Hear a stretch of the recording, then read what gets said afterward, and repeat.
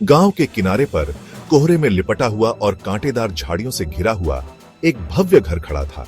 लोग इसे काला दरवाजा कहते थे, एक ऐसा नाम जो डर और आशंका से फुसफुसाया जाता था।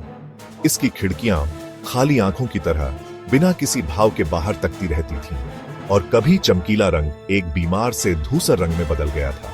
कोई भी पास जाने की हिम्मत नहीं करता था, क्योंकि माना जाता था कि यह अंधेरे की जगह है जहां आत्माएं आजाद घूमती हैं। घर एक मूक प्रहरी की तरह खड़ा था, भूली हुई त्रासदियों का एक प्रमाण और उन रहस्यों की एक गंभीर याद दिलाता है जो भीतर छिपे हुए थे। यह पुराना घर सिर्फ एक जर्जर इमारत से ज्यादा था। यह एक जीवित इकाई थी। यह हवा के साथ सांस लेता था। इसकी लकड़ी की हड्डियां किसी बूढ़े आदमी की तरह उसकी मृत्युशैया पर कराहती और चरमराती थी। इसने पीढ़ियों को आते जाते देखा था, उनके सुख दुख, उनकी आशाओं और निराशाओं को अपनी नींद में समाहित किया था। इसके चारों ओर की हवा हमेशा एक अजीब ऊर्जा से भरी रहती थी, एक स्पष्ट तनाव जो किसी की भी रीढ़ की हड्डी में कंपकंपी पैदा कर देता था, जो पास आने की हिम्मत करता था।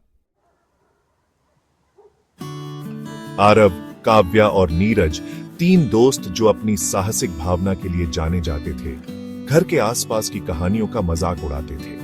वे वर्तमान के बच्चे थे, अतीत के अंधविश्वासों से मुक्त। एक आलसी दोपहर, युवा बहादुरी और अजेयता की भावना से उत्साहित होकर उन्होंने घर के अशुभ पहलू के पीछे छिपे रहस्यों को उजागर करने का फैसला किया। क्या होगा अगर कहानियां सच हैं?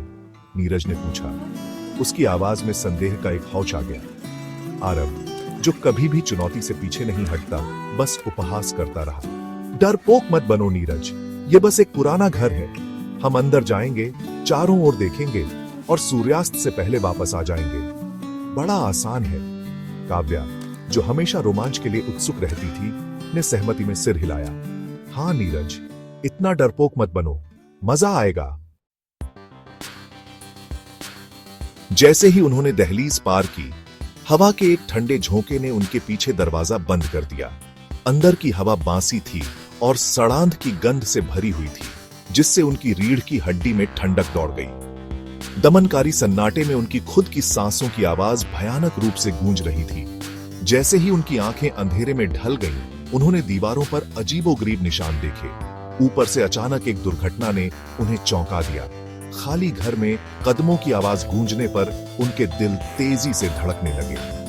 अपने बेहतर निर्णय के विरुद्ध जिज्ञासा ने उन्हें शोर के स्रोत की ओर खींचा। हर चरमराते कदम ने उनके डर को बढ़ा दिया। दमनकारी माहौल उन पर किसी भौतिक भार की तरह दबाव डाल रहा था।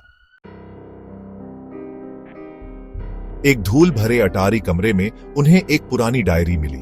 यह नंदिनी नाम की एक लड़की की थी जो कई साल पहले इस घर में रहती थी। डायरी की प्रविष्टियों में अजीबोगरीब रस्मों और एक अनदेखी उपस्थिति के बारे में बताया गया था जो घर में भूतिया थी।